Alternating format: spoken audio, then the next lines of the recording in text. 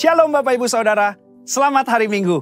Hari ini kita akan membahas mengenai keselamatan yang merupakan studi dari kitab Ibrani tentang justification, sanctification, dan glorification. Atau pembenaran, pengudusan, dan pemuliaan. Sebagai orang percaya kita bersyukur karena Tuhan telah menyediakan keselamatan dengan sempurna. Kata menyelamatkan dengan sempurna dalam Ibrani 7 ayat 25 berasal dari kata panteles, yang mengandung unsur kesempurnaan, keutuhan, dan finalitas. Hal ini menunjukkan adanya tahapan yang harus kita lalui sehingga mendapatkan kesempurnaan keselamatan. Berikut 3 tahap yang harus dilalui untuk mendapatkan keselamatan yang sempurna. Tahap pertama, justification atau pembenaran.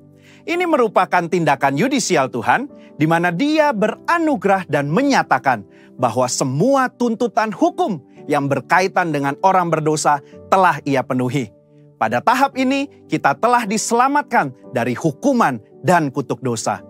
Efesus 2 ayat 8 menunjukkan bahwa pembenaran yang kita terima semata-mata karena kasih karunia Allah dan diterima melalui iman kita. Dalam tahap pembenaran ini, Tuhan Yesus hadir sebagai anak manusia yang tidak berdosa dan hidup benar di hadapan Allah dan manusia. Yesus mati di atas kayu salib, menanggung dosa umat manusia, dan Allah menerima korban itu. Sehingga berdasarkan karya Yesus di kayu salib inilah setiap manusia yang percaya dibenarkan oleh Allah. Jadi, apa yang kita butuhkan pada tahap ini? Iman sebagai respon untuk percaya. Disinilah kelahiran baru muncul sebagai awal kehidupan rohani kita di dalam Kristus. Lalu, apakah dengan kita sudah diampuni dan dibenarkan, kita bisa berbuat sesuka hati kita? Tentu saja tidak. Ada perbedaan antara menerima keselamatan dengan hidup dalam keselamatan. Pada tahap pembenaran, kita menerima keselamatan karena kasih karunia Tuhan, bukan karena usaha atau karya manusia. Namun, setelah kita menerima keselamatan tersebut, kita harus hidup dalam keselamatan. Orang-orang yang telah dibenarkan harus menghidupi kehidupan kudus dan berupaya untuk menang atas kuasa dosa. Kita harus dikuasai dan dipenuhi dengan Roh untuk dapat menolak segala kejahatan, nafsu, dan godaan selama hidup di dunia ini. Tahapan kedua setelah pembenaran disebut dengan sanctification atau pengudusan. Pada tahap sanctification, kita masuk dalam proses pengudusan dan pendewasaan yang berkelanjutan oleh Roh Kudus dan firman-Nya. Proses ini harus diupayakan terus-menerus sampai menjadi serupa dengan Kristus. Meskipun demikian, upaya ini bukan dilakukan dengan kekuatan kita sendiri, melainkan dengan pertolongan Roh Kudus. Roh Kuduslah yang memampukan, memperlengkapi, dan membawa kita sampai menjadi serupa dengannya. Ibrani 9 ayat 14 menunjukkan ada tujuan yang Allah siapkan bagi manusia setelah Yesus mencurahkan darahnya untuk menyucikan hati kita dari perbuatan yang sia-sia, yaitu beribadah kepada Allah yang hidup. Di dalam beribadah kepada Allah yang hidup inilah terdapat pendewasaan rohani dan penyucian diri dari segala dosa, serta proses menang atas cobaan dan godaan iblis setiap harinya. Secara praktis, apa yang dapat kita lakukan di tahap ini? Setidaknya ada 3 aspek dalam pengudusan yang kita lakukan berdasarkan Ibrani 10 ayat 22-24. Yang pertama, taat dan setia kepada Yesus. Yang kedua, saling mendorong untuk hidup dalam kasih. Yang ketiga, menghasilkan buah pertobatan dan buah roh. Di dalam tahap pengudusan ini, akan banyak peperangan rohani yang dilakukan. Maka dari itu, kita harus senantiasa hidup dikuasai oleh Roh dan hidup dalam pengudusan. Sehingga kita akan menang atas setiap peperangan yang kita lakukan. Sekali lagi, kasih karunia adalah tindakan Tuhan memberikan Roh Kudus-Nya untuk memenuhi dan menguatkan kita dengan kehadiran, pengurapan, dan karunia-Nya. Melalui iman adalah kita dengan setia mengerjakan ketaatan dan latihan-latihan yang membangun manusia rohani kita sampai menjadi serupa dengan Kristus. Tahapan ketiga untuk mencapai keselamatan yang sempurna adalah glorification atau pemuliaan. Tahapan ini juga disebut sebagai keselamatan akhir, di mana kita akan diselamatkan dari kehadiran dosa. Artinya, manusia tidak lagi memiliki kehadiran dosa. Di dalam doktrin keselamatan, kondisi ini akan tergenapi ketika Tuhan Yesus datang untuk kali yang kedua. Dan hanya tersedia bagi mereka yang bertahan dan setia selama proses pengudusan. Dan yang telah menjadi serupa dengan gambar Yesus. Ibrani 10 ayat 37 menunjukkan, sedikit waktu lagi Ia akan datang. Sudah siapkah kita akan kedatangannya? Apakah kita sudah serupa dengannya? Melakukan perintah dan amanat agungnya dengan benar? Ada 3 hal yang akan dilakukan saat Ia datang untuk kali yang kedua. Pertama, Ia datang untuk menyempurnakan keselamatan kita dengan cara memberikan kepada kita tubuh kemuliaan. Yang kedua, Ia memberikan upah kepada kita hamba-hambanya. Dan yang ketiga, Ia menyelesaikan rencananya dengan menghancurkan iblis dan menegakkan kerajaannya. Kesimpulannya, insan Pentakosta menganut doktrin progressive salvation, yaitu bahwa keselamatan tidak didapatkan secara instan, melainkan sebuah proses dan perjalanan yang dituntun dan dipimpin oleh Roh Kudus sampai akhir hidup. GBI menolak pandangan sekali selamat tetap selamat. Jaminan keselamatan itu selalu kita miliki selama kita tetap tinggal di dalam Kristus. Hal ini bukan hanya karena itu adalah tradisi yang diwariskan oleh para pendahulu kita, tetapi berdasarkan studi yang jujur dan komprehensif dari surat-surat Paulus, surat-surat umum, bahkan ketika melihat perjanjian lama, inilah Injil yang seutuhnya. Juru selamat kita yang mati dan mencurahkan darahnya untuk mengampuni kita dari dosa dan membenarkan kita di hadapan Allah adalah juru selamat yang sama yang bangkit dan naik ke sorga, mengutus Roh Kudusnya untuk menyucikan dan memberdayakan kita menjadi alat di tangannya, yang juga adalah juru selamat yang sama yang berjanji untuk datang menjemput kita di dalam kemuliaan kekal bersamanya. Saudara, untuk penjelasan lebih lengkapnya dari tim teologi kami, jangan lupa buka link yang ada di atas atau scan barcode yang tersedia. Selamat hari Minggu, Tuhan Yesus memberkati. Shalom, selamat pagi Bapak Ibu Saudara. Shalom, apa kabar Bapak Ibu Saudara pagi hari ini? Luar biasa semuanya, karena kita punya Tuhan yang dahsyat dan luar biasa, amin. Boleh saya undang Bapak Ibu Saudara untuk bangkit berdiri, kita mau memulai ibadah kita pagi hari ini. Kita satukan hati di dalam doa. Bapa, puji syukur kami naikkan di hadapan hadirat-Mu Tuhan. Pagi hari ini Tuhan kami datang ke hadapan-Mu. Kami membawa ucapan syukur kami. Karena kami percaya Tuhan kami punya Tuhan yang dahsyat, Tuhan yang luar biasa. Tuhan yang begitu baik terhadap kami. Terima kasih Tuhan untuk setiap pemeliharaan Tuhan, penyertaan Tuhan yang Tuhan nyatakan di setiap hidup kami. Kami ada sampai hari ini Tuhan dalam keadaan yang baik, keadaan yang diberkati, semuanya karena kemurahan Tuhan. Terima kasih Tuhan, pagi hari ini kami mau berikan ucapan syukur kami yang terbaik melalui pujian kami, melalui penyembahan kami. Dan kami rindu Tuhan, setiap pujian yang kami naikkan selalu menyenangkan hati Tuhan dan manis Kau dengar Tuhan. Biarlah semuanya itu menjadi dupa yang harum di hadapan-Mu ya Bapa. Terima kasih Tuhan Yesus. Kami percaya pagi hari ini kami semua diberkati, kami semua diurapi oleh Engkau Tuhan. Dan kami percaya kuasa-Mu yang maha tinggi turun mengalir di rumah-Mu ini Tuhan. Menjamah setiap kami ya Tuhan. Dan kami percaya pagi hari ini Tuhan yang pimpin ibadah kami dari awal, pertengahan dan pada sampai akhirnya. Kami percaya kami boleh pulang dengan membawa kemenangan daripada Tuhan. Terima kasih Tuhan Yesus, kami siap memuji dan memuliakan-Mu. Dan hanya di dalam nama Tuhan Yesus kami mengucap syukur. Haleluya. Amin. Silakan duduk kembali Bapak Ibu Saudara dalam hadirat Tuhan.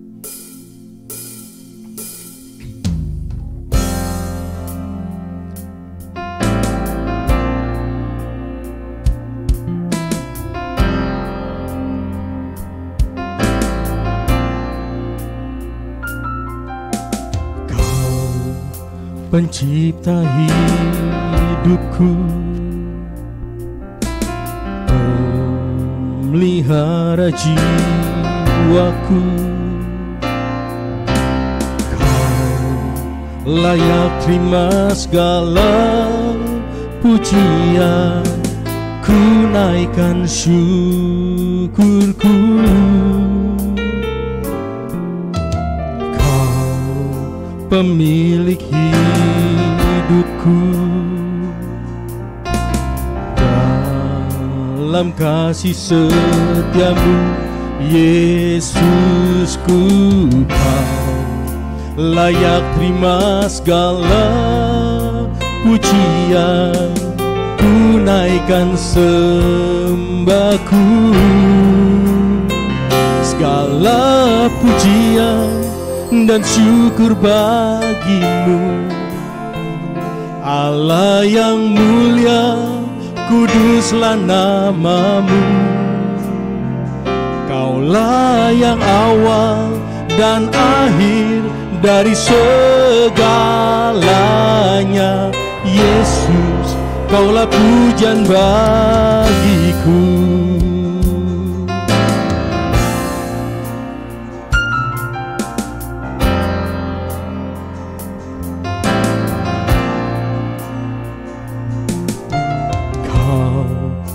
Pencipta hidupku, memelihara jiwaku. Kau layak terima segala pujian, ku naikkan syukurku. Kau pemilik hidupku, dalam kasih setiamu, Yesusku, Kau layak terima segala pujian, ku naikkan sembahku. Segala pujian dan syukur bagimu, Allah yang mulia, kuduslah namamu. Kaulah yang awal dan akhir dari segalanya. Yesus, Kaulah pujian bagiku.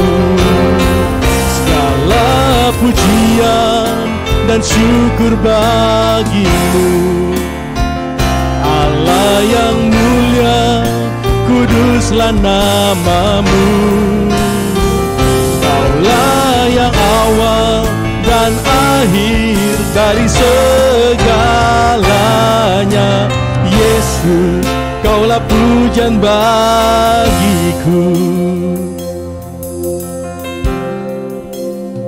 Segala pujian dan syukur bagimu, Allah yang mulia, kuduslah namamu. Kaulah yang awal dan akhir dari segalanya. Yesus, Kaulah pujian bagiku. Segala pujian dan syukur bagimu, Allah yang mulia, kuduslah namamu. Kaulah yang awal dan akhir dari segalanya. Yesus, Kaulah pujian bagiku. Segala pujian dan syukur bagimu, Allah yang mulia, kuduslah namamu. Kaulah yang awal dan akhir dari segalanya. Yesus, Kaulah pujian bagiku. Terima kasih Tuhan. Segala pujian, syukur bagimu. Kami naikkan di hadapan hadirat-Mu Tuhan, dengan segenap hati, dengan segenap jiwa.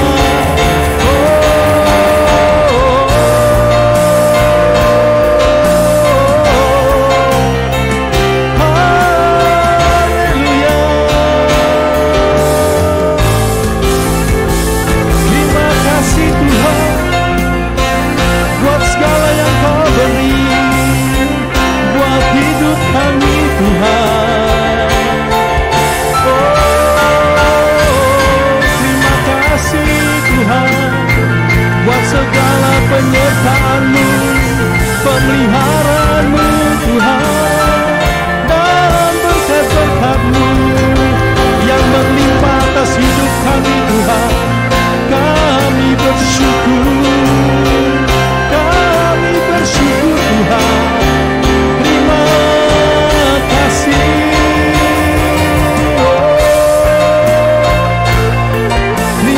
kasih Tuhan.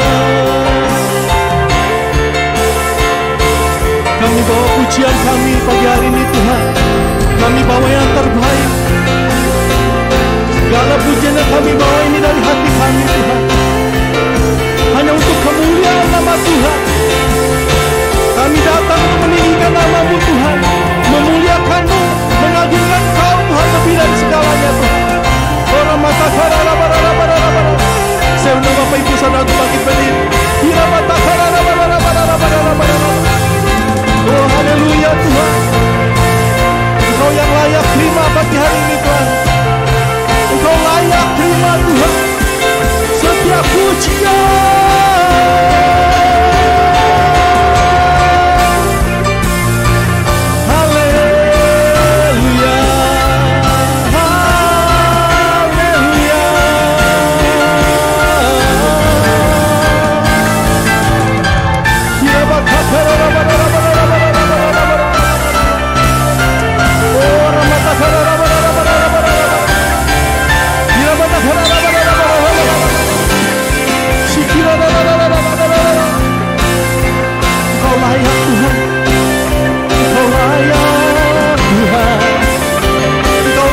Pujian kami pagi hari ini Tuhan. Engkau pusat penyembahan kami Bapa. Kira mata karara-bara. Kuasa-Mu mengalir di tempat ini Tuhan. Orang mata karara-bara. Oh, kira mata karara-bara. Kira mata karara-bara. Kami buka hati kami Tuhan pagi hari ini Tuhan. Kami mau Engkau ada di dalam hidup kami Bapa.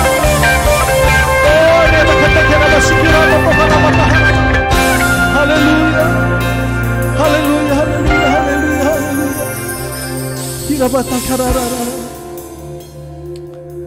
Jesus, segala pujian dan syukur bagi-Mu, Allah yang mulia, kuduslah nama-Mu. Engkaulah yang awal Tuhan, dan akhir dari segalanya.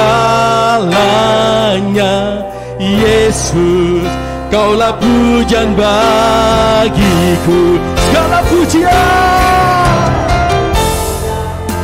dan syukur bagi-Mu, Allah yang mulia, kuduslah nama-Mu. Kaulah yang awal dan akhir dari segalanya. Yesus, Kaulah pujian bagiku. Kaulah yang awal dan akhir dari segalanya. Yesus, Kaulah pujian bagiku. Kaulah yang awal dan akhir dari segalanya. Yesus, Kaulah pujian bagiku. Engkau pujian bagi kami Tuhan. Terpujilah Engkau Tuhan Yesus, kekal sampai selama-lamanya. Dan kami pagi hari ini mau memuji Engkau lebih lagi Tuhan, karena kami percaya Engkau Allah sumber kekuatan kami. Yang percaya pagi hari ini dan mau memuji Tuhan lebih lagi, boleh sama-sama kita katakan amin. Haleluya. Shalom Bapak Ibu Saudara. Saya lihat semuanya bersuka cita pagi hari ini, amin. Sebelum kita memuji Tuhan, alangkah baiknya kita boleh menengok kiri kanan kita, berikan salam. Tuhan Yesus itu baik, Tuhan Yesus itu baik. Biar setiap pujian kita pagi hari ini menggetarkan sorga, amin. Haleluya.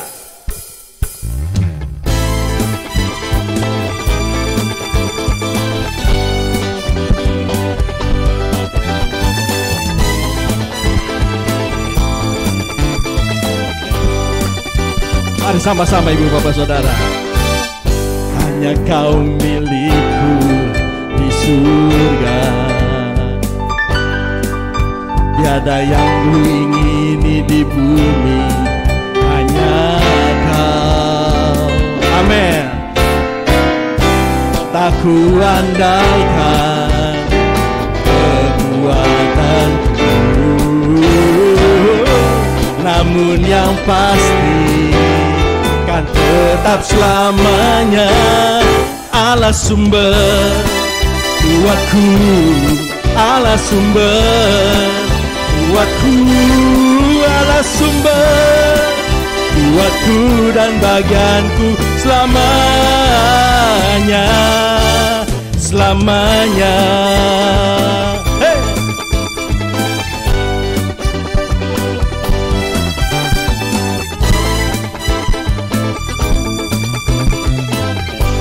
Hanya Kau milik kami Tuhan, haleluya. Hanya Kau milikku di surga, tiada yang lain, tiada yang ku ingini di bumi, hanya Kau. Kami tidak mengandalkan kekuatan kami Tuhan, tak kuandalkan kekuatanku, namun yang pasti kan tetap selamanya Allah sumber kuatku, Allah sumber kuatku, Allah sumber kuatku dan bagianku selamanya, Allah sumber kuatku, Allah sumber kuatku, Allah sumber kuatku dan bagianku selamanya, Allah sumber. Hey! Kuatku, Allah sumber. Yes. Kuatku, Allah sumber kuatku dan bagianku selamanya, Allah sumber kuatku, Allah sumber kuatku, Allah sumber kuatku dan bagianku selamanya, Allah sumber kuatku, Allah sumber kuatku, Allah sumber kuatku dan bagianku selama, yes, selamanya, selamanya, selamanya.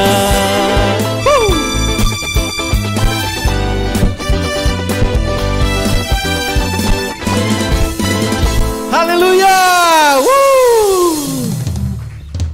Berikan sorak-sorai yang terbaik untuk Tuhan kita. Kita percaya kita punya Tuhan yang ajaib, amin. Tuhan kita adalah Raja yang mulia. Beri sorak-sorai sekali lagi untuk Tuhan kita. Haleluya.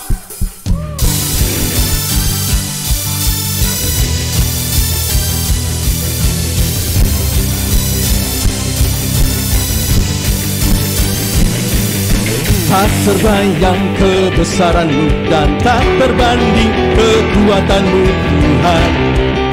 Kau megah bagiku. Segenap jiwa dan pengharapan telah ku serahkan untuk rencana-Mu Tuhan. Kau Raja atasku. Kau yang layak ditinggikan. Sama-sama Bapak Ibu Saudara. Hey! Ajaib Kau Tuhan, agung dan perkasa.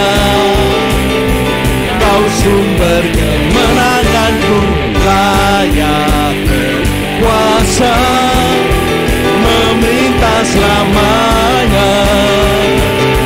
Yesus, Kaulah Raja mulia. Haleluya. Tak terbayang kebesaran-Mu dan tak terbanding kekuatan-Mu Tuhan. Kau megah bagiku. Amin. Segenap jiwa dan pengharapan telah ku serahkan untuk rencana-Mu Tuhan. Kau Raja atasku. Hanya Kau Tuhan, hanya Kau yang layak ditinggikan. Sama-sama Bapak Ibu Saudara. Ajaib Kau Tuhan, agung dan perkasa. Kau sumber kemenanganku, layak berkuasa, memerintah selamanya. Yesus, Yesus Kaulah Raja mulia. Kau Raja mulia Tuhan, perbuatanmu ajaib Tuhan. Kau Allah yang dahsyat, Kau Allah yang besar untuk setiap hidup kami. Ya, setiap pujian yang kami naikkan pagi hari ini Tuhan, menyenangkan hati Kau. Dan kami siap memuliakan Kau lebih lagi Tuhan.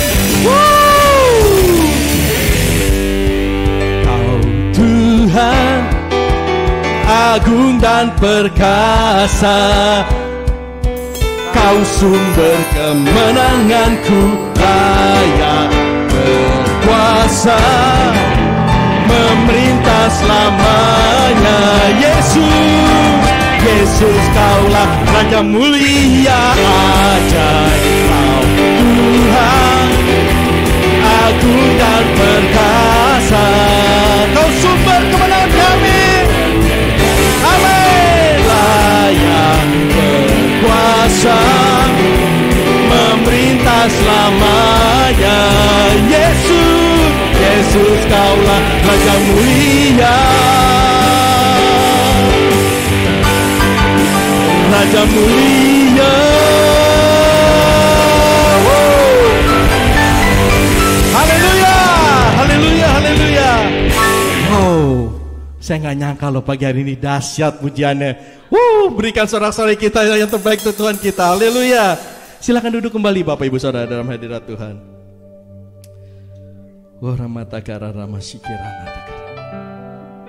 Terima kasih Tuhan. Pada pagi menjelang siang ini Tuhan, kami memuji-Mu, kami memuliakan-Mu Tuhan. Terimalah setiap pujian kami, Engkau menikmatinya Tuhan. Terima kasih Tuhan Yesus. Dan sebentar kami juga akan mendengar setiap kebenaran akan firman-Mu. Kami percaya Tuhan, setiap firman Tuhan yang ditaburkan pagi hari ini tidak pernah kembali dengan sia-sia. Karena kami percaya Tuhan, hanya firman-Mu Tuhan yang sanggup mengubahkan setiap kami. Hanya firman-Mu Tuhan yang sanggup meneduhkan hati kami, menolong kami. Terima kasih Tuhan. Terima kasih, kami siap untuk menerima setiap kebenaran. Dan kami bersyukur hanya kepada-Mu ya Bapa. Terima kasih Tuhan Yesus. Terima kasih.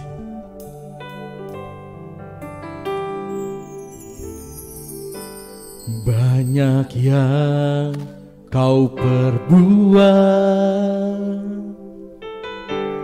di dalam hidupku, rancangan indah-Mu terjadi di hidupku. Bapa yang mengerti segala yang ku perlu,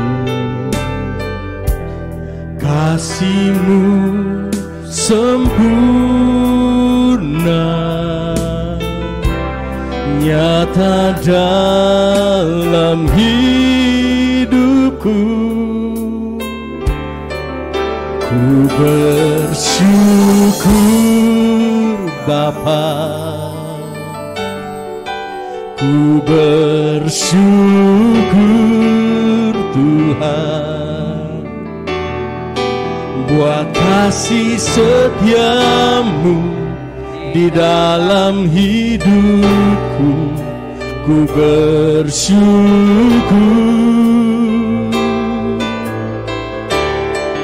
ku bersyukur Bapa,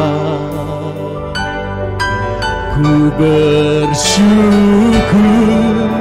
Tuhan, buat kasih setia-Mu di dalam hidupku. Ku bersyukur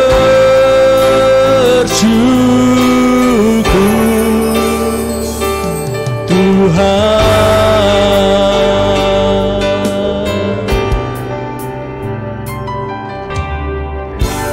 Banyak yang Kau perbuat di dalam hidupku, rancangan indahmu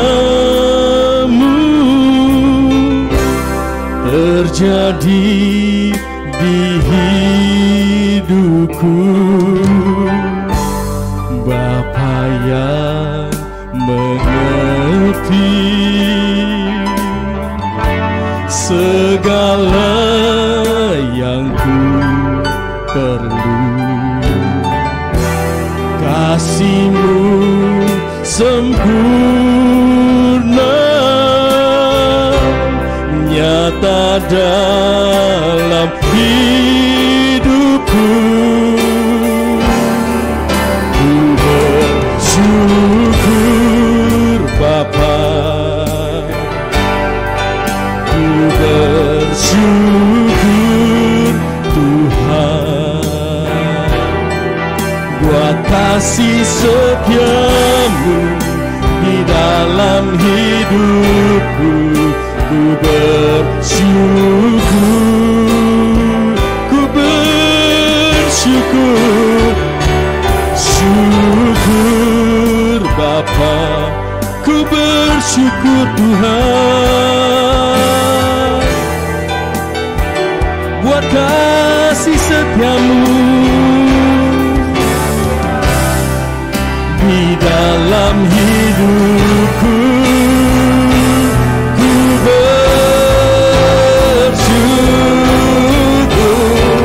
ku bersyukur Bapa, ku bersyukur Tuhan, buat kasih setia-Mu di dalam hidupku. Ku bersyukur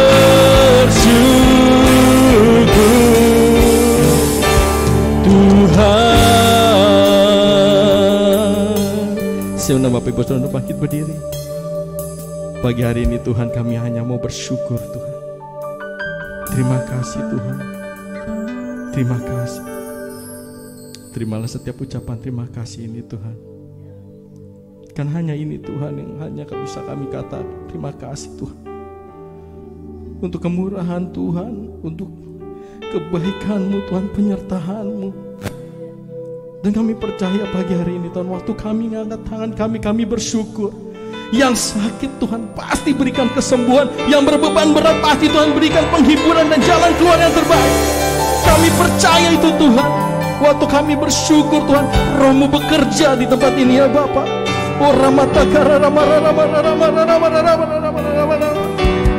Kami percaya Tuhan, Roh-Mu bekerja saat ini di tempat ini Tuhan, menjamah setiap kami. Haleluya.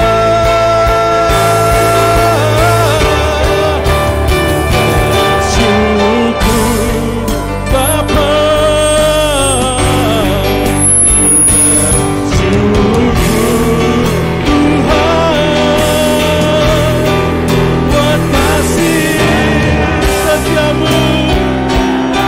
yes Lord, ku bersyukur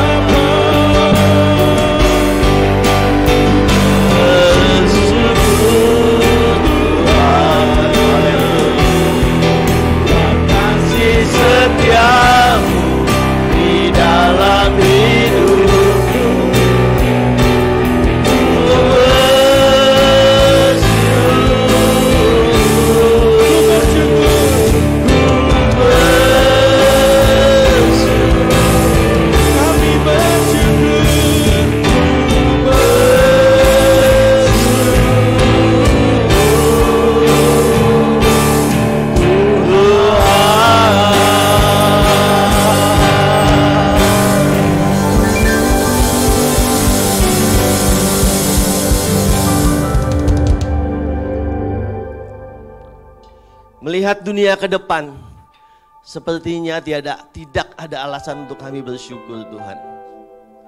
Melihat apa yang di depan kami, nggak ada satu hal pun yang membuat kami bisa bersyukur Tuhan. Tapi pada pagi hari ini, kami bersyukur memiliki Engkau yang hidup. Sebab Engkau berkata, rahmat-Mu yang selalu baru tiap hari. Kasih setiamu yang tidak pernah berkesudahan, itulah yang Kau sediakan bagi kami orang yang berharap akan Engkau. Dari itu Tuhan, setiap saat, setiap waktu dalam hidup kami mau berkata kami bersyukur Bapa. Buat kasih, rahmat dan setiamu di dalam setiap hidup kami. Kami tidak setia tapi Engkau tetap setia Tuhan. Dan itu berikan kami hati untuk terus setia kepadamu Tuhan. Biar pada pagi hari ini Tuhan, perkenankan kami untuk duduk diam Tuhan. Untuk mensyukuri rahmat-Mu yang selalu baru tiap pagi. Yang kami nikmati, yang kami mau syukuri Tuhan. Karena kasih dan kebaikan-Mu. Inilah kami Tuhan, yang mau duduk diam di bawah kaki-Mu pada siang hari ini. Biar kiranya Allah Roh Kudus yang memimpin dan menuntun setiap kami, yang mencelikkan mata kami, untuk kami lebih mengerti akan kehendak-Mu, akan firman-Mu yang telah Kau berikan bagi kami pada pagi hari ini secara khusus Tuhan. Mari Tuhan berfirman-Lah, sebab kami siap untuk belajar akan firman-Mu. Di dalam nama Tuhan Yesus Kristus kami berdoa. Setiap kita yang percaya katakan amin. Silakan duduk saudara. Sorry ya, silakan duduk. Sorry ya, masih agak batuk-batuk dikit. Jadi ngomongnya nanti lebih slow sedikit, lebih terlambat ya. Oke, pada pagi hari ini saya akan mengajak kita bersama-sama untuk mencoba menyimak ya dalam kitab Matius pasal 11 ayat 25 sampai 30. Saya kasih tema ajakan juru selamat ya. Ada banyak ajakan yang pernah Tuhan Yesus berikan kepada murid-muridnya, dan kita adalah murid-murid Tuhan Yesus, ya enggak?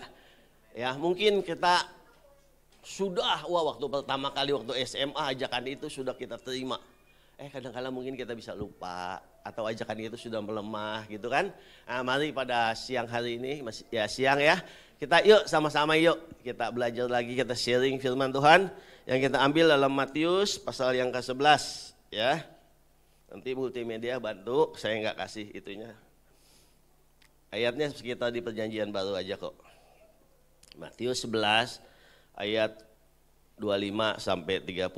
Ajakan juru selamat judulnya. Nah, ini ada semua ya. Di sini edisi 2 Alkitab saya, kalau ada beda-beda dikit nggak apa-apa ya. Saya mau belajar edisi 2 karena ada sedikit kata-kata yang diperbaharui ya. Ada orang bilang, wah Alkitab orang Kristen kok berubah-ubah, katanya itu buatan manusia tuh, makanya dibilang gitu. Enggak ya. Diperbaharui sehingga maknanya menyerupai di up to date ya, di up to date maknanya. Isinya nggak berubah ya. Firman Tuhan ialah iya dan amin ya. Saya akan bacakan, kita semua simak pelan-pelan ya. Pada waktu itu berkatalah Yesus, aku bersyukur kepadamu Bapa, Tuhan langit dan bumi, karena semuanya itu Engkau sembunyikan bagi orang bijak dan orang pandai, tetapi Engkau nyatakan kepada orang kecil. Ya Bapa, itulah yang berkenan kepadamu. 27. Semua telah diserahkan kepadaku oleh Bapakku, dan tidak seorang pun mengenal anak selain Bapa, dan tidak seorang pun mengenal Bapa selain anak, dan orang yang kepadanya anak itu berkenan menyingkapkannya. 28. Marilah kepadaku semua yang letih lesu dan berbeban berat, aku akan memberikan kelegaan kepadamu. Pikulah kuk yang kupasang dan belajarlah padaku. Belajarlah dariku, karena aku lemah lembut dan jiwamu akan mendapat kelegaan. Sebab kuk yang kupasang itu menyenangkan dan bebanku pun ringan. Nah saudara yang dikasih oleh Tuhan ya, pada saat ini kita melihat ya, kalau kita bagi-bagi dalam 5 pasal ini 1, 2, 3, 4, 5, 6 ya. Kita lihat pertama ya, ini doa Yesus kepada Bapa. Bapa dikatakan, aku bersyukur kepadamu Bapa, Tuhan langit dan bumi, karena Engkau menyembunyikan bagi orang bijak dan orang pandai, tetapi Engkau nyatakan kepada orang kecil. Dalam bentuk doa diucapkan. Ya. Yang 26 juga, yang berikutnya 26 ya. Ya Bapak, inilah yang berkenan kepadamu. Nah, dalam bentuk doa kalau kita baca ya. Kalau kita simak, kalau bisa jangan dihapus ya, biarin aja. Ya, dalam bentuk doa kita lihat 2 pasal ini dalam bentuk doa. Semuanya itu diserahkan kepadaku, ini bentuk pernyataan. Jadi 28 ini, 26 ini amin. Kemudian dia berkata semua ini bentuk pernyataan yang mana tidak ada seorang pun mengenal anak selain Bapa, nah itu dan sebagainya. Ya, jadi kita lihat ada doa Yesus kepada Bapa, ada percakapan dia dengan muridnya yang diutarakan di dalam perikop ini, ajakan juru selamat. Nah, saudara yang dikasihi oleh Tuhan, ya. Kalau kita lihat di zaman Yesus, kita mesti perhatikan kalau kita membaca, menyimak Injil, menganalisa Injil, pertama kita perhatikan Injil ditulis pada masa bangsa Yahudi dijajah oleh kekaisaran Roma. Ini nggak bisa lepas ya, mesti kita perhatikan ya. Nah, biasanya bangsa yang dijajah itu mengalami banyak hal yang sangat tidak baik, ekonominya tidak baik, ada pajak-pajak, beban-beban yang harus ditanggung oleh bangsa yang dijajah. Dan bangsa yang dijajah itu selalu ya levelnya lebih rendah. Ya, itu dari sisi penjajahan. Di sisi lain ya, di dalam bangsa Yahudi ya ada beberapa hal yang mempengaruhi kehidupan bangsa Yahudi pada waktu itu. Dikatakan ada yang namanya orang-orang pandai, orang-orang apa? Orang-orang bijak dikatakan sini. Aku Tuhan langit dan bumi, Engkau sembunyikan bagi orang bijak dan orang pandai.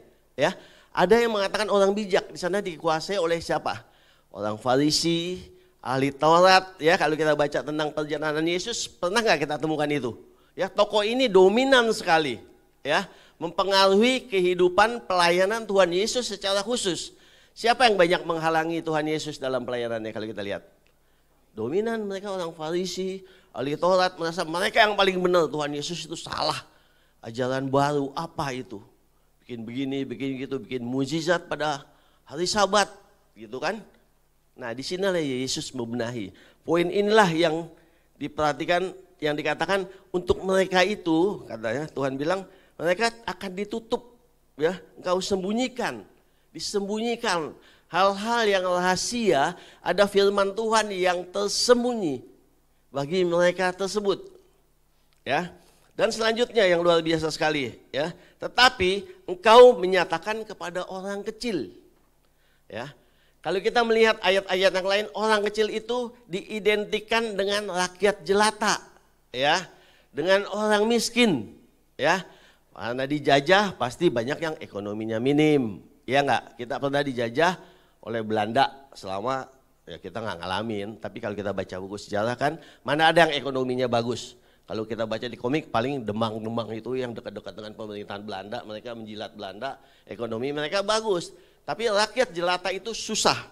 Ya, nah jadi saudara yang dikasih oleh Tuhan, mari kita cari alat ayat yang membantu untuk kita mengerti siapa itu orang kecil ya. Kita buka Lukas pasal 4 ayat yang ke-18. Matius, Markus, Lukas 4:18.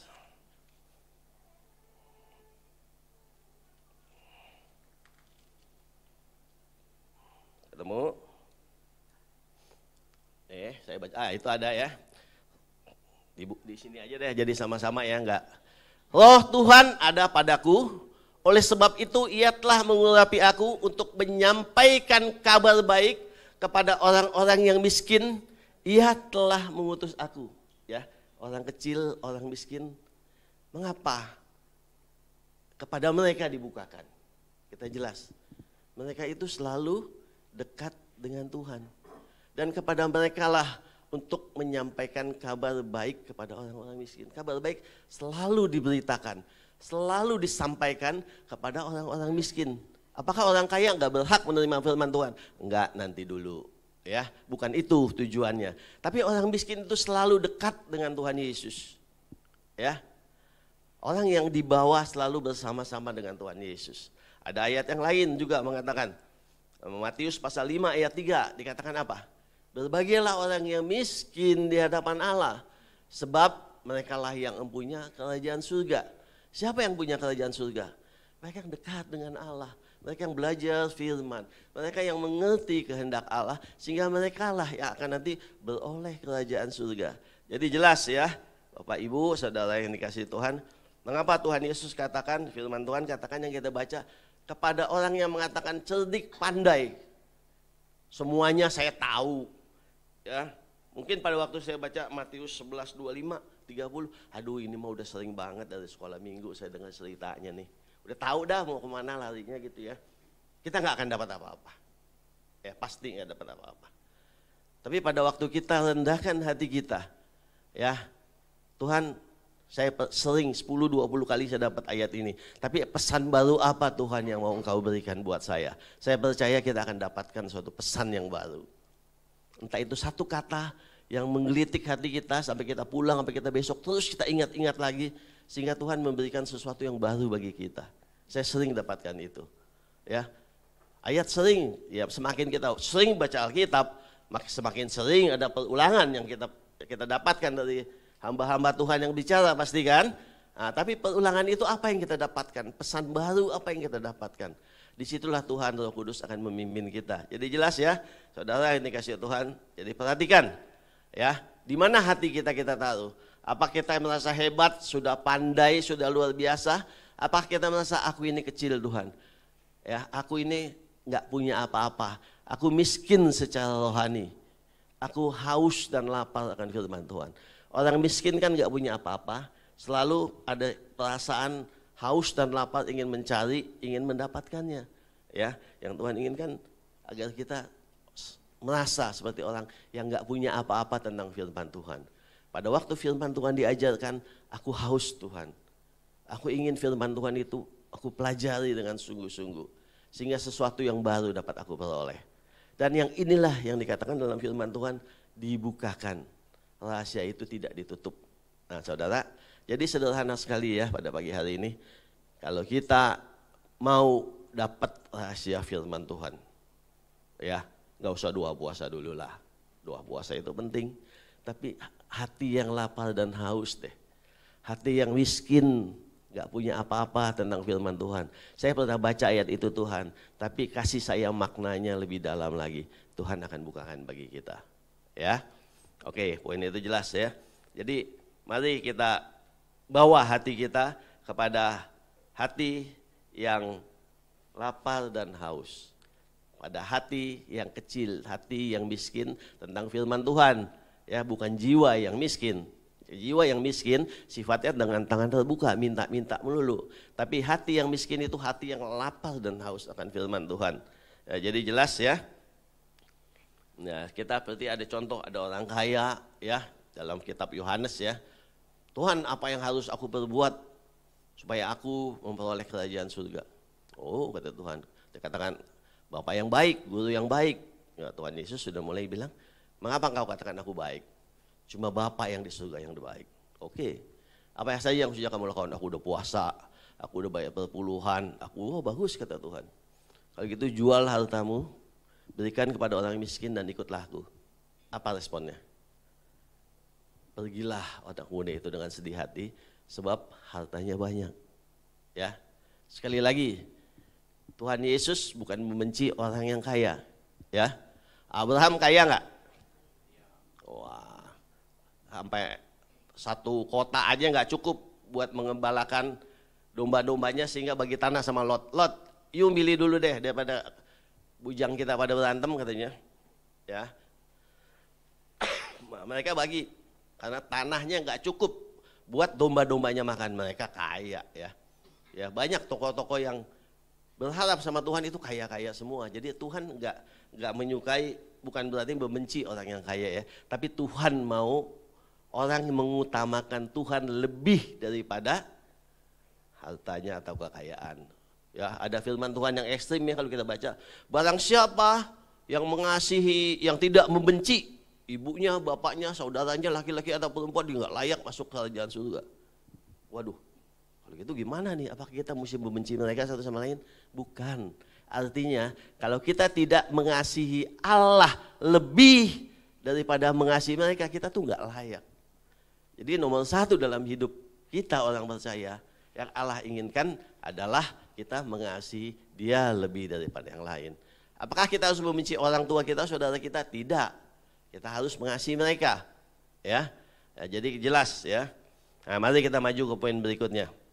27, semua telah diserahkan kepadamu. 27 bicara tentang otoritas. Ya, Tuhan Yesus, kita kembali ke Matius 25, 21 tadi ya. Yang 27, semua telah diserahkan kepadaku oleh Bapa, tidak seorang pun mengenal Bapa. Dan semua 27 mengenai otoritas ya. Dikatakan semua telah diserahkan Bapa kepadaku. Ya, pada waktu Yesus ada di bumi ini, semua otoritas di surga sudah diserahkan sepenuhnya oleh Bapa. Enggak ada seorang manusia bilang aku kenal Bapa. Tidak bisa, karena anak yang mengenal Bapa, ya. Bapak juga mengenal anak. Kalau anak itu membukakan siapa Bapak, baru orang yang dibukakan oleh si anak itu mengenal siapa itu si Bapak. Ngerti nggak? Kita nggak bisa mengenal Bapak, sebab Bapak itu, Allah itu roh adanya. Yohanes pasal 1 ayat 1 dia katakan, firman telah menjadi manusia. Itulah eksistensi Allah yang dinyatakan, yang turun ke tengah dunia ini. Jadi kalau bilang saya udah ketemu Bapak, saya nggak percaya. Ya, kita bisa bertemu dengan Yesus. Murid-muridnya pada waktu itu bertemu dengan Yesus sebagai suatu pribadi Allah, pribadi firman yang telah menjadi manusia. Barang aku dan Bapak satu adanya. Barang siapa telah melihat anak, ia telah melihat Bapak. Katakan. Jadi jelas ya, jangan terkecoh oleh suatu ajaran-ajaran, oh aku mengenal Bapak tapi membenci Yesus. Ya. Nah, jadi jelas ya. Jadi segala sesuatunya itu sudah diserahkan kepada Tuhan Yesus Kristus. Dan kemudian ya, ajakan yang berikut dikatakan, marilah kepadaku semua yang letih lesu dan beban berat, aku akan memberikan kelegaan kepadamu. Nah, saudara yang dikasih oleh Tuhan, kembali lagi kita masuk ke area ya, di mana pemerintahan pada waktu itu ya. Yang Yesus panggil siapa? Bukan orang kaya, bukan orang pandai, bukan orang-orang yang berkelebihan, tapi marilah kepadaku engkau yang letih, lesu dan berbeban berat. Ini panggilan yang Tuhan Yesus berikan kepada bangsa Israel, bangsa Yahudi pada waktu itu. Kenapa panggilan itu diberikan? Pertama, saya katakan sekali lagi, orang yang dijajah itu hidupnya pasti susah. Beban, ada pemungut cukai setiap pintu harus bayar pajak, liwat aja bayar pajak. Ya, ada kewajiban ini, kewajiban ini, kewajiban itu dan sebagainya. Sehingga mereka selalu dibebankan oleh hal-hal yang memberatkan. Ya, ada beban letih lesu yang kedua. Bangsa Israel kita tahu ada berapa hukum? 10 hukum Taurat. Ya, sebetulnya bukan 10 peraturan. Setiap peraturan punya cabang lagi, punya ranting lagi. Totalnya ada 613 aturan yang harus ditaati oleh bangsa yang memakai Taurat sebagai hukum agamanya. Berat nggak? Pikirin deh. Ada 613. Itu yang harus dikerjakan dalam kehidupan mereka secara rutin dari hari ke hari. Sangat memberatkan mereka sehingga mereka dikatakan letih, lesu. Udah dijajah, udah begini, udah begitu, udah peraturan agama yang demikian memberatkan hidupnya. Sehingga Yesus datang, dikatakan, mari kepadaku. Engkau yang letih, lesu, yang beban berat. Aku akan memberikan pertama kelegaan kepadamu. Karena orang yang berbeban berat gak bisa berbuat apa-apa. Sehingga pada waktu itu ada murid yang bertanya, apa sih hukum yang pertama dan terutama Tuhan? Ya, mereka yang beban berat bertanya, ada nggak pernah nemukan nggak pertanyaan itu? Oh, Tuhan bilang, oke, hukum yang pertama ialah apa?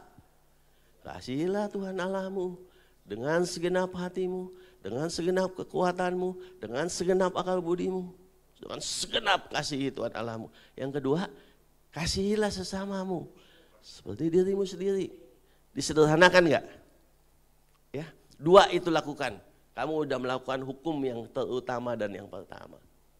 Ya. Ada kelegaan yang Tuhan Yesus ingin berikan ya buat orang yang mau mengikut Yesus. Apakah Tuhan Yesus meniadakan Taurat? Enggak. Ya. 2 hukum itu mencakup 10 hukum Taurat. Ya. Jadi jelas, Tuhan Yesus tidak merubah Taurat, tapi dia menyempurnakan Taurat. Hukum inilah yang akan diterapkan. Ya. Korintus 13 kita bicara semua, kita baca semua.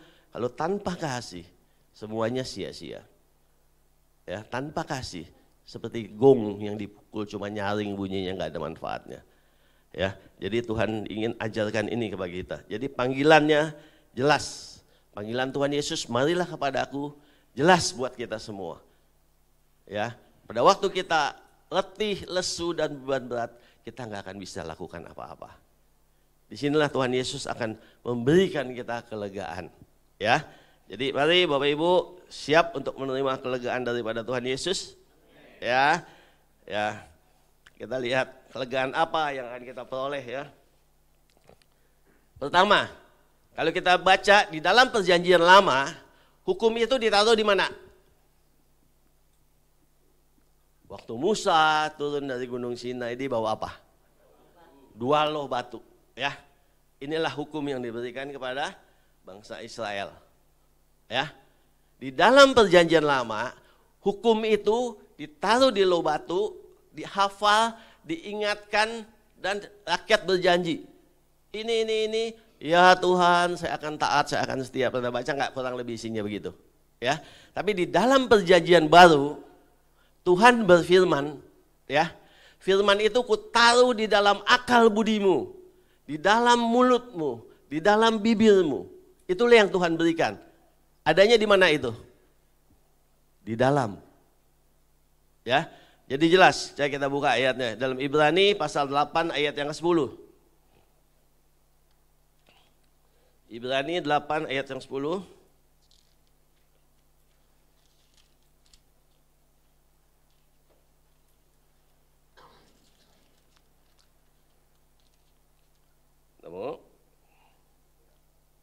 Apa kata firman Tuhan? Maka akan datangkan dengan kaum Israel sesudah waktu itu. Demikian firman Tuhan, aku akan menaruh hukumku dalam akal budi mereka dan menuliskannya dalam hati mereka. Maka aku akan menjadi Allah mereka dan mereka akan menjadi umatku. Beda enggak? Beda. Hukum yang pertama yang Musa berikan, hukum Taurat, 10 perintah Tuhan itu adanya di batu, di loh batu, di luar hati manusia. Sehingga apa yang terjadi? Penyangkalan terjadi, ketidaktaatan terjadi. Tapi di dalam Perjanjian Baru, Tuhan bilang, aku akan menaruh hukumku dalam akal budimu. Ya, dan dia katakan, dia juga berjanji, aku akan menjadi Allah mereka dan mereka akan menjadi umatmu. Kata-kata ini kata-kata perulangan yang sering, penekanan yang Tuhan janjikan. Aku akan mengangkat mereka keluar dari Israel, aku akan menjadi Allah mereka dan mereka akan menjadi umatku. Itu kan janji Tuhan pada waktu dia menarik dari perbudakan bangsa Mesir, iya enggak? Janji Allah diulang lagi. Jadi orang Kristen bukan orang yang mencari Allah yang menjadi Kristen, tapi Allah sendiri yang menjanjikan, aku yang akan menjadi Allahmu. Beda ya, kita dipilih dan Allah yang menyatakan diri, aku loh yang jadi Allahmu dan engkau itu umatku loh, gitu.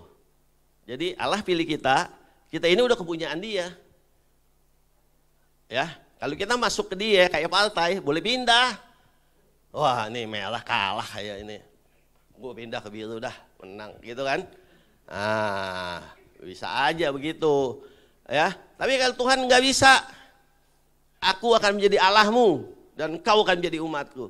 Pindah, sesat gitu kan, hilang gitu kan. Sorry nggak berpolitik karena kan udah keluar kan. Jadi ya jadi udah kita udah tahu siapa yang menang ya. Tapi siapapun yang menang, kata gembala saya, yang terbaik adalah Tuhan Yesus ya. Siapapun pemimpin kita itu bukan yang terbaik. Yang terbaik adalah Tuhan Yesus, Tuhan kita. Yang kita ikuti sekarang itu yang terbaik. Ya, jangan pergi ya. Ya, jadi jelas ya. Pertama ya, dikatakan marilah kepadaku Dia akan memberikan kelegaan sebab firman-Nya sudah bukan di luar daripada hidupmu lagi. Firman-Nya mau ditaruh di dalam hatimu, mau ditaruh di dalam akal budimu. Tinggal satu tugas kita, buka aja, terima firman Tuhan.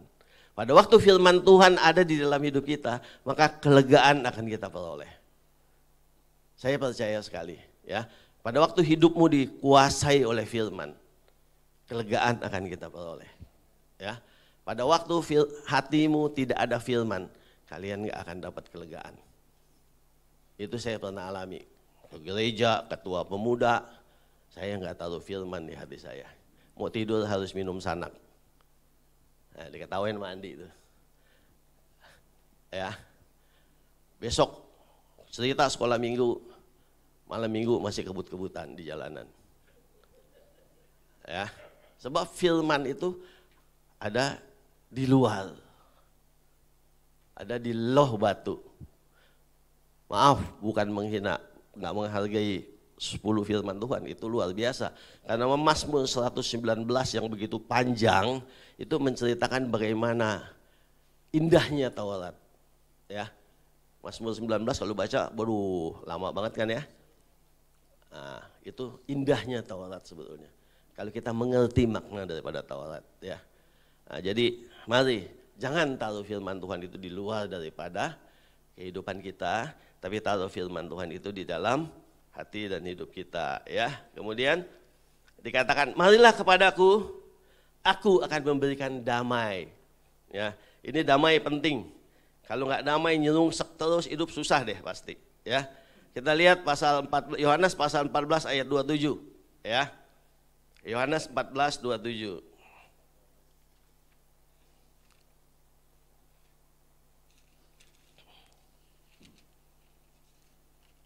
Kamu? Amin. Udah? Nah. Apa kata firman Tuhan? Damai sejahtera ku tinggalkan bagimu. Damai sejahtera ku berikan kepadamu. Dan apa yang ku berikan tidak seperti yang diberikan oleh dunia kepadamu. Janganlah gelisah dan gentar hatimu. Ya, jelas sekali ini, nggak usah diterjemahin lagi ya. Damai sejahtera ku tinggalkan kepadamu. Ya, diulang lagi, damai sejahtera bukan cuma aku tinggal. Kalau tinggal kan, lo mau comot nggak mau udah, gitu ya. Kalau ditinggalkan, tapi dikatakan damai sejahtera ku berikan kepadamu. Ada spesial, ya. Ada 2 kata perulangan. Saya baca lagi. Ya, apa sih maksudnya? Pertama, ku tinggalkan kepadamu. Kemudian, ku berikan kepadamu. Jadi ada satu spesial ya. Ditinggalin kalau saya tinggal, habis saya makan. Saya tinggal, kembaliannya uangnya itu, ya siapa aja yang nemu deh, yang mau ambilin itu piring, ya dia yang ketemu, atau yang bayarin bill yang ketemu, dia ngambil, bodo amat siapa aja dah gitu ya. Tapi kalau kita selipin di pembayaran, pasti itu yang berhak ambil, ya yang bayar itu kan. Nah, kepada siapa? Ada spesial, ada khusus nih, damai sejahtera ku berikan kepadamu. Dan yang spesial lagi, apa yang ku berikan tidak seperti yang dunia berikan kepadamu. Janganlah gelisah dan gentar hatimu. Saya percaya anak-anak muda pernah cari damai sejahtera. Di tempat-tempat apa ya kita nggak tahu ya. Tapi damai sejahtera itu cuma malam doang. Pas pagi pulang puyeng doang. Nggak bisa bangun. Ya, gitu kan. Nah, tapi dibilang bukan loh, damai sejahteranya bukan yang seperti itu katanya. Ya. Bukan seperti itu damai sejahtera yang kuberikan. Ya, jangan gelisah dan gentar hatimu. Oh, terima damai sejahtera Tuhan. Ya, datang ke kaki Tuhan. Ada damai sejahtera yang sejati yang Tuhan berikan kepada kita. Ya, oke. Kemudian yang berikutnya,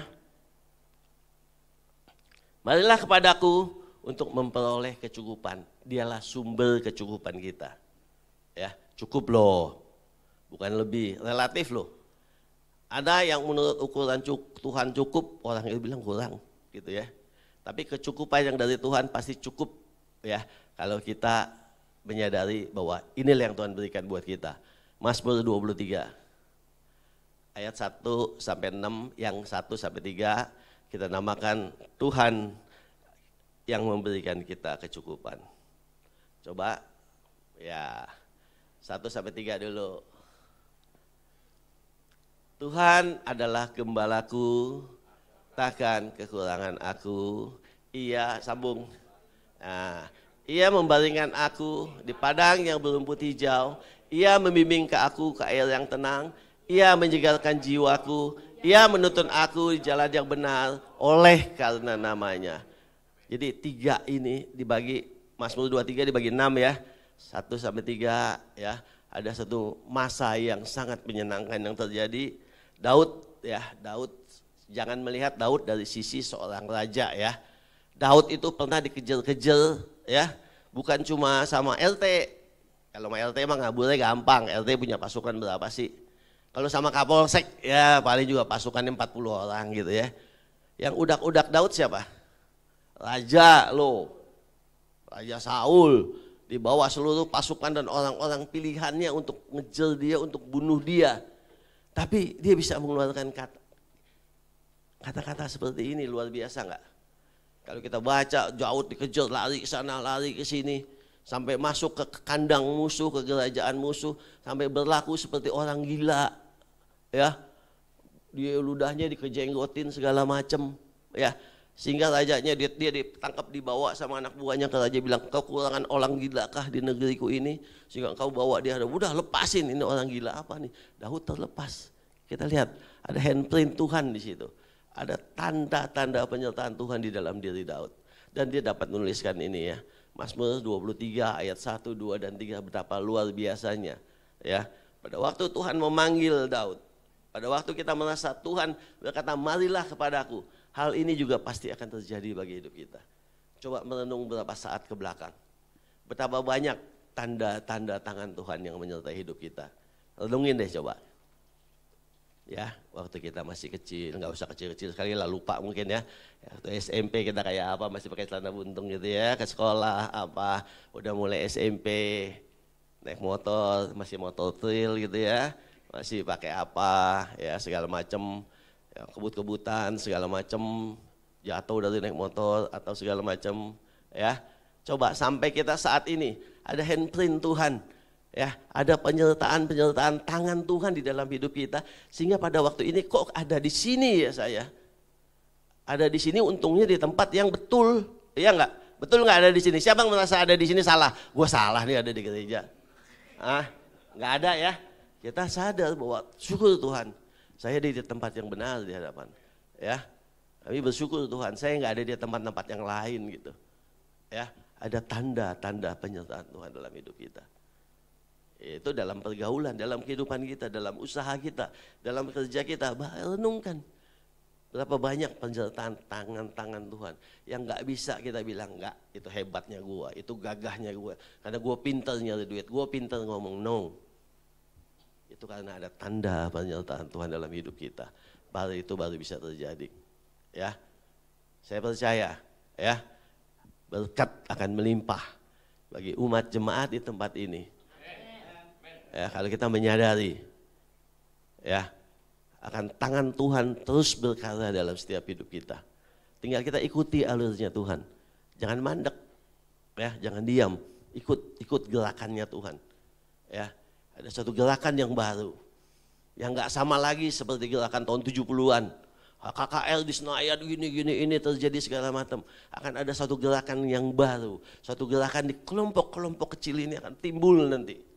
Siapkan diri kalian, siapkan diri kita. Melalui gerakan yang kecil-kecil akan timbul suatu kebangunan rohani yang luar biasa. Yang mana kedatangan Tuhan ini, setiap kelompok-kelompok kecil menjadi kelompok-kelompok yang bersorak menyambut kedatangan Tuhan. Ya, jadi siapkan diri kita, jangan ketinggalan. Ya, jadi jelas ya.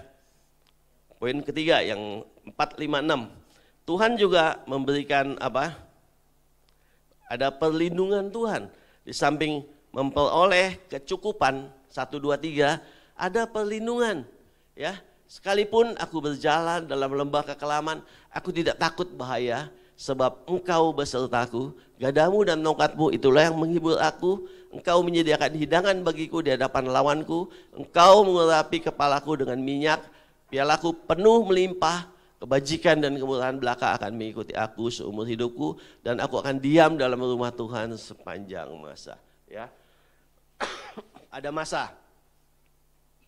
Di mana Daud mengatakan, sekalipun aku berjalan di dalam lembah kekelaman. Ya, mungkin dalam hidup kita nggak selalu mulus kan, nggak selalu di atas, ada di bawah. Sekalipun ada di lembah kekelaman, sekalipun dikatakan, aku ini nggak takut bahaya. Sebab dia tahu siapa yang menolong dia. Sebab dia tahu siapa yang ada bersama dengan dia. Dikatakan gadamu dan tongkatmu itulah yang menghibur aku. Ya, nah, bagaimana dengan hidup kita? Saya nggak tahu apakah saat ini kita sedang berada dalam lembah kekelaman. Tapi Daud memberikan kita kekuatan. Ya, pengalaman Daud memberikan satu gambaran. Allah yang Daud sembah pada waktu itu adalah Allah yang sama yang kita sembah pada siang hari ini. Ya, kalau dia bisa menolong Daud, dia pasti menolong kita. Satu aja pengharapan kita agar kita tetap percaya, itulah yang Tuhan inginkan bagi kita. Ya, masihkah kita tetap percaya ya bahwa Allah menyertai hidup kita. Ya, jadi itu poin berikutnya. Ya, kita masuk sampai jam berapa kita, Dik? Setengah 1 ya, oke. Kemudian belajarlah kepadaku, Matius 11:29. 29, pikulah kuk yang kupasang dan belajarlah daripadaku. Panggilan berikutnya, belajarlah kepadaku. Ya, dialah guru agung kita. Ya, Nikodemus pernah datang kepada Tuhan dan dia sendiri yang bilang, engkau adalah guru yang diutus Allah. Kalau engkau bukan guru yang diutus Allah, kalimatmu, tindakanmu gak akan seperti itu. Nah saudara, Yesus adalah guru agung.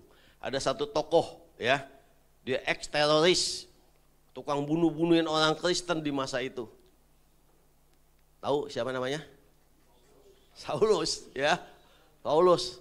Wah, kalau kita baca sekarang nih, kalau kita sekarang kan tahu pertobatannya. Coba kalau orang zaman dulu, gedek banget ketemu dia. Kayak ngelihat yang itu tuh, yang biang kerok gitu ya, gitu ya, gitu kan. Tapi siapa tahu dia berubah di jamah besok. Tiba-tiba jadi Saulus, jadi Paulus yang baru ya di masa kita ya. Dia orang yang paling merasa berdosa, dia bilang. Aku paling merasa berdosa, mestinya aku yang paling banyak menderita. Dia belajar dengan sungguh-sungguh kepada Tuhan. Dan saya kagum dengan ada satu ya apa yang dikatakan. Dalam Efesus pasal 3 ayat 18. Coba. Keluarin deh, Efesus 3:18. Kalau kita belajar sekolah dulu, dimensi isi apa? Panjang kali lebar kali tinggi, itu doang kan ya? Panjang kali lebar kali tinggi, itu isi gitu kan. Saya anak IPA, saya tahu itu ya. Isi, tapi Paulus bilang kata, apa dia bilang? Aku berdoa supaya kamu bersama-sama dengan segala orang kudus dapat memahami betapa lebar dan panjang dan tinggi dan dalam, ada 4 dimensi loh. Ya. Ada suatu dimensi baru, ada suatu dimensi rahasia yang Paulus tembus untuk melihat kasih Allah yang gak bisa dilihat oleh orang lain. Ya. Iya dong, kita diajarin sekolah apa sih? Panjang lebar tinggi kan, betul kan? Ada dimensi lain gak? Ya, tapi Paulus melihat panjang, lebar, tinggi, dan dalamnya kasih Kristus itu. Wih, saudara, sudahkah kita menemukan dalamnya kasih Kristus itu? Ya, kejar dimensi itu. Kalau kita sudah mendapatkan dimensi betapa dalamnya kasih Kristus, nggak ada alasan kita untuk mengkhianati Dia, untuk kita ninggalin Dia. Saya percaya ya, di gereja ini, jemaat di tempat ini akan mendapatkan dimensi yang keempat itu. Dalamnya kasih Kristus di tengah-tengah jemaat kita. Ya, mari kita rasakan bahwa kasih Kristus itu bukan cuma 3 dimensi. 3 dimensi biasa-biasa. Tapi ada dimensi keempat yang Tuhan mau bukakan di tengah-tengah jemaat di tempat ini. Satu dimensi yang orang lain masih nggak bisa lihat, tapi kita dibukakan tentang dalamnya kasih Tuhan. Ya, oke. Jadi jelas. Mari kita belajar seperti Paulus ya tentang dalamnya dimensi kasih Allah itu. Ya. Kemudian di dalam Yesus ada hikmat. Marilah kepadaku. sebab di dalam dia ada hikmat. Ya, di dalam Yakobus pasal 1 ayat yang kelima, sambil dicari, kita melihat ada satu tokoh raja yang luar biasa, yang diminta bukan kekayaan, bukan apa, tapi hikmat. Ya, berikan aku hikmat supaya aku dapat memimpin kerajaan ini. Siapa namanya? Salomo. Ya, bukan karena dia udah kaya. Biasanya orang kaya pengen lebih kaya kan? Mungkin bilang, udah kaya aja sih Salomo. Coba kalau dia bokeh, pasti diminta kaya lah, dibilang gitu. Enggak selalu. Biasanya orang kaya ingin lebih kaya lagi, supaya dia paling kaya di dunia sendiri. Tapi Salomo hebat, berikan aku hikmat, supaya aku dapat memimpin bangsa ini. Ya, jadi jelas. Tapi barang siapa meneliti hukum yang sempurna, yaitu hukum yang memerdekakan orang, ia akan bertekun di hadapannya. Jadi bukan hanya dengan mendengar untuk melupakan, tetapi untuk sungguh-sungguh melakukan pekerjaannya. Yakobus pasal 1 ayat 5 bos, bukan 25. Ya sorry, Yakobus pasal 1 ayat 5. Saya minum ya, udah teh kering. 1 ayat 5.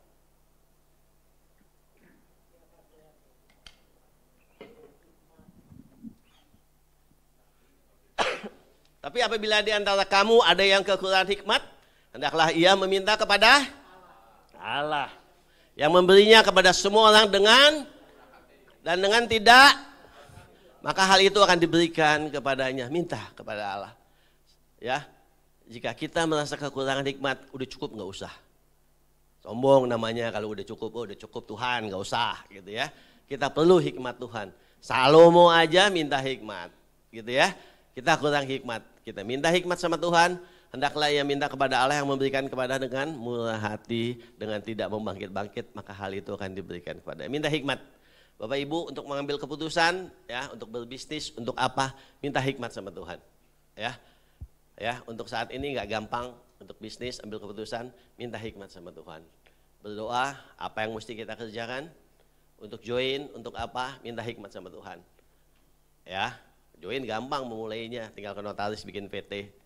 Nah, habis itu lanjutinnya nggak gampang gitu kan, minta hikmat sama Tuhan. Ya, sebab di dalam dia ada hikmat itu. Kemudian ikutlah aku. Ya, satu poin lagi deh. Ya, Matius pasal 4:19. Panggilan yang berikutnya, ikutlah aku. Kata Yesus kepada mereka, mari ikutlah aku dan kamu akan kujadikan penjala manusia. Ya, ada satu pekerjaan, ada satu tugas yang akan Tuhan Yesus berikan kepada kita semua. Ya, mari ikutlah aku. Pada waktu itu murid-murid sebagian besar adalah penjala ikan. Maka Yesus berkata, ikutlah aku, kamu akan kujadikan penjala manusia.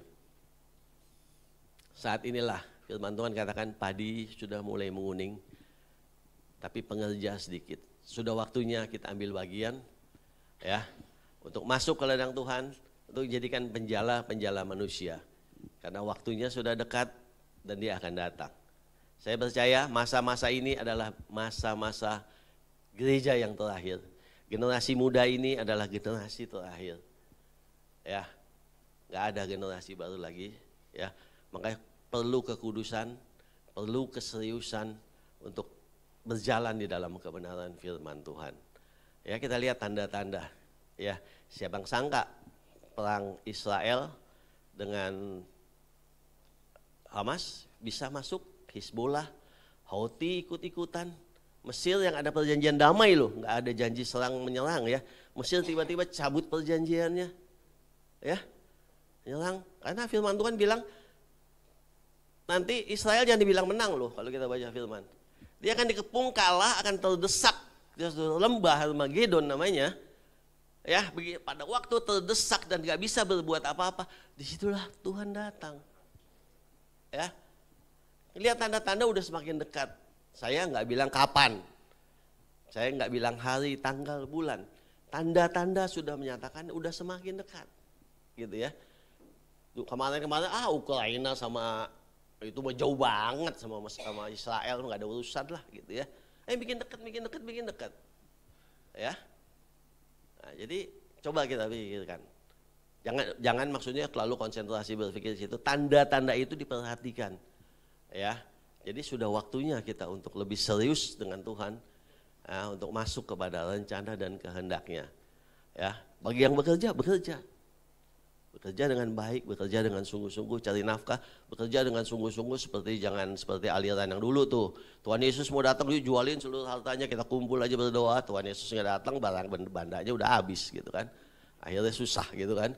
Nah, bukan begitu, bukan ya. Kita bekerja tapi konsentrasi kita sepenuhnya kepada Tuhan. Itulah yang Tuhan inginkan bagi kita.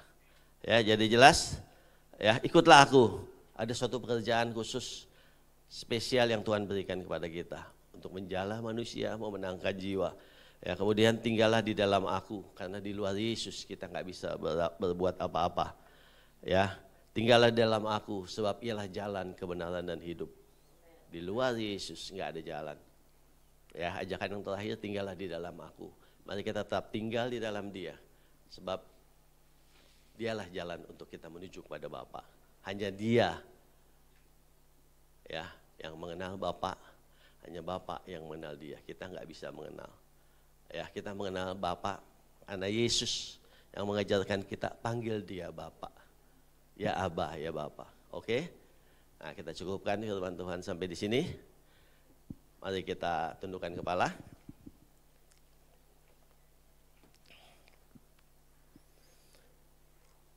Kami bersyukur Bapak, pada siang hari ini Engkau mengingatkan kami akan panggilan yang Kau pernah berikan bagi kami. Mungkin beberapa tahun yang lalu, mungkin beberapa belas tahun yang lalu, Engkau telah memanggil kami. Dan kami lalai, kami melupakan panggilan tersebut. Dan pada siang hari ini kami mau mengaminkan kembali panggilan-Mu Tuhan. Dan kami mau berkata, ya Tuhan, ini aku. Pakai aku menjadi alat-Mu, pakai aku menjadi alat untuk hormat kemuliaan nama-Mu. Bapa, kami berdoa untuk umat-Mu di tempat ini. Biar kiranya Tuhan Engkau yang mempersiapkan mereka. Bukan hanya menjadi jemaat biasa Tuhan, Engkau persiapkan mereka menjadi pahlawan-pahlawan-Mu Tuhan. Biarlah orang yang lemah berkata, aku ini pahlawan. Aku ini kuat karena Engkau yang menyertai kami. Kalau Gideon berkata, aku dari suku Benyamin, aku dari suku yang terlemah. Tapi Yesus berkata, Engkau adalah pahlawan yang gagah berani. Dan kemenangan terjadi bagi Gideon. Berikan roh Tuhan, kekuatan yang Engkau berikan bagi Gideon di tengah umat-Mu di tempat ini Tuhan. Jadikan jemaat-Mu menjadi jemaat pemenang Tuhan. Biar hari-hari mereka boleh melihat kasih kemurahan-Mu turun di tengah-tengah jemaat-Mu di tempat ini Tuhan. Terpujilah nama-Mu Tuhan. Dalam Yesus Kristus kami berdoa. Amin. Bapa kami dalam surga, terima kasih Tuhan atas penyertaan-Mu Tuhan pada siang hari ini Tuhan. Kami sudah selesai beribadah kepada-Mu Tuhan. Terima kasih atas firman yang Kau berikan pada hari ini Tuhan melalui Pastor Andre Aditya Tuhan. Kiranya Tuhan berkati Tuhan firman-Mu Tuhan hari ini Tuhan. Biarlah kami senantiasa selalu berjaga-jaga Tuhan dan selalu mengikuti kehendak hati-Mu ya Bapa. Terima kasih Tuhan Yesus, kami juga berdoa Tuhan untuk gembala pembina kami, Bapak Pendeta Koordinator Haji berserta keempat wakilnya Tuhan. Kiranya Tuhan berkati Tuhan, misi-misi yang sudah ada yang sudah jalankan Tuhan bisa menjadi berkat bagi banyak orang ya Tuhan. Terima kasih kiranya Kau perluas Tuhan daerah kerajaannya Tuhan Yesus. Terima kasih Bapa, Kau yang berkati Tuhan Yesus, gembala kami Tuhan ada di sini Tuhan, Kau berkati Tuhan Yesus. Juga berkati Tuhan, Kepala Cabang Tuhan, Bapak Pendeta Wele Kemutu berserta keluarganya Tuhan, berserta wakil-wakil yang di bawahnya Tuhan Yesus, dan cabang-cabang di bawahnya Tuhan. Kiranya Kau berkati Tuhan Yesus daerah pelayanannya Tuhan, Kau berikan hikmat-Mu turun Tuhan atas Bapak Gembala ini ya Tuhan. Terima kasih Bapak, Kau juga berkati Tuhan kepada Gembala yang ada di Gereja GBM Palem Galang saat ini Tuhan, sedang dalam pelayanan Tuhan. Kiranya Kau berkati Tuhan Pak Immanuel Kristopo, berserta Belen, berserta anaknya Debbie, Andi dan Abigail cucunya Tuhan. Kau berkati keluarga ini Tuhan, senantiasa Tuhan menjadi teladan bagi kami Tuhan. Terima kasih juga Tuhan, kami juga berkati Tuhan Yesus, wakil gembala kami, Bapak Pendeta Wisnu, berserta Ibu Susi, berserta anaknya Adi Tuhan. Kiranya Tuhan berkati Tuhan Yesus, pelayanannya Tuhan di tempat ini Tuhan. Dan kiranya Tuhan memberikan hikmat-Mu Tuhan turun Tuhan atas keluarga ini Tuhan. Di setiap pelayanannya Tuhan bisa menjangkau jiwa-jiwa Tuhan yang ada Tuhan. Terima kasih Bapak.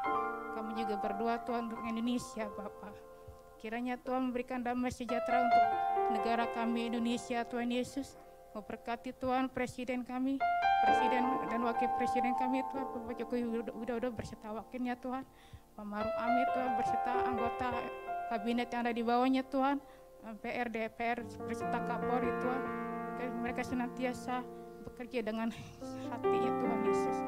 Terima kasih Tuhan. Kami juga berdoa Tuhan untuk Pentakosta ketiga ya Tuhan.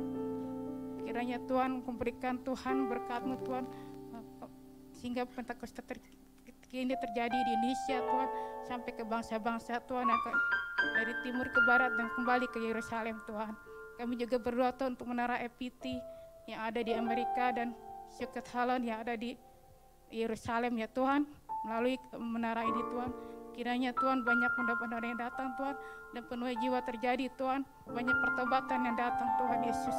Terima kasih Bapak. Kami juga berdoa Tuhan untuk generasi Yeremia Tuhan, yang saat ini Tuhan senantiasa hidup di dalam kudusan Tuhan, dan selalu senantiasa melayani dengan roh yang menyala-nyala ya Tuhan, dan berjalan dengan kebenaran firman-Mu ya Bapa.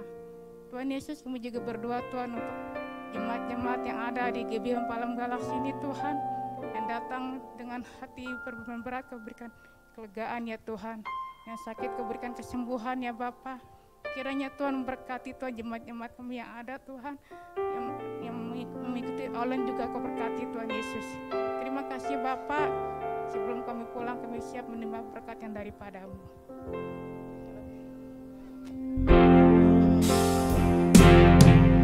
Tuhan berkati aku melimpah-limpah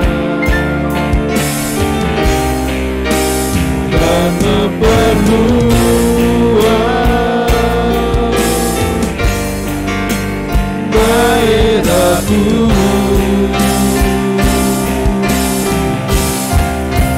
Dan kiranya tangan-Mu menyertai aku dan melindungi aku daripada malapetaka, sehingga kesakitan tidak menimpa aku, sehingga kesakitan tidak menimpa aku.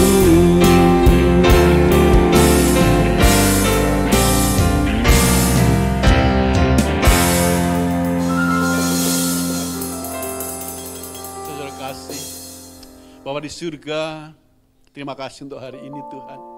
Sebelum kami pulang, sekiranya Engkau Tuhan memberkati kami Tuhan. Oh haleluya. Tuhan memberkati engkau dan melindungi engkau. Tuhan menyinari engkau dengan wajah-Nya dan memberi engkau kasih karunia. Tuhan menghadapkan wajah-Nya dan memberikan engkau kasih karunia. Tuhan menghadapkan wajah-Nya dan memberikan engkau berkat. Kasih-kasih Tuhan, terimalah berkat yang berlimpah-limpah dari Allah Bapa yang Maha Kuasa. Cinta kasih yang sempurna dari Yesus Kristus, Anak yang tunggal Tuhan kita, penyertaan dan penghiburan daripada Roh Kudus kiranya menyertai saudara dan saya hari ini sampai kekal selama-lamanya. Setiap kita yang percaya sama-sama katakan amin. Mari bersama-sama perkatakan iman dalam Mazmur 91. Dalam lindungan Allah, orang yang duduk dalam lindungan yang maha tinggi dan bermalam dalam naungan yang maha kuasa akan berkata kepada Tuhan, tempat pelindunganku dan kubu pertahananku, Allahku yang kupercayai. Sungguh Tuhanlah yang akan melepaskan aku dari jerat penangkap burung, dari penyakit sampar yang busuk. Dengan kepaknya Tuhan akan melindungi aku, di bawah sayapnya aku akan berlindung, kesetiaannya ialah perisai dan pagar tembok. Aku tak usah takut terhadap kedahsyatan malam, terhadap panah yang terbang di waktu siang. terhadap penyakit sampar yang berjalan di dalam gelap, terhadap penyakit menular yang mengamuk di waktu petang. Walau 1000 orang rebah di sisiku dan 10.000 di sebelah kananku, tetapi itu tidak akan menimpa aku. Aku hanya menontonnya dengan mataku sendiri dan melihat pembalasan terhadap orang-orang fasik. Sebab Tuhan ialah tempat perlindunganku, yang maha tinggi telah kubuat tempat perteduhanku. Malapetaka tidak akan menimpa aku, dan tulah tidak akan mendekat kepada kemahku.